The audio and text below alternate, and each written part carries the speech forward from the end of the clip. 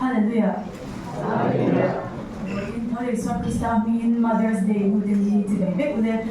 boina mutin ni lau khen hian nu min da dam pui zong zong te boina nu pang par dong zong zong te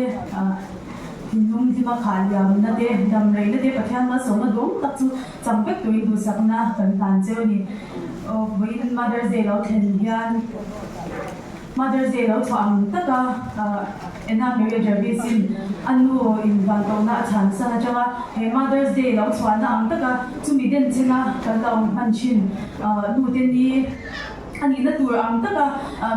ena Mary Jarvisin anu wa choi boina hriatrengna manchin chu boini anu Vankohna min chan san do te pain gun galan mang be do nia chumi ma kan soi le du chu boin Mother's Day lau khen han nu te hi du em meya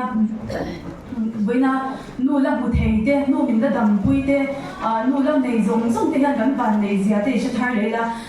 kan mi muan online hianin thiam to to kin ni tin me hian he Mother's Day a chok lo hianin ni tin me hianin i lo chol moi thar ze ni la kan hmangai thu te kan tu sak thu te i lo shil non fokin nu te kan hu te rom zong zong te kha ni tin me hianin lo chol moi thar mu ti kha kan ban nei zia kha i lo she thar le tuin kan cha du bok chewa tuna nu Vankohna min chan san to te pwai bun kan lo mang do na nga helai muna pubit ma pangpar tan tu zong zong te nu Vankohna min chan san to te pwala hriatrengna mun man mang tu zong zong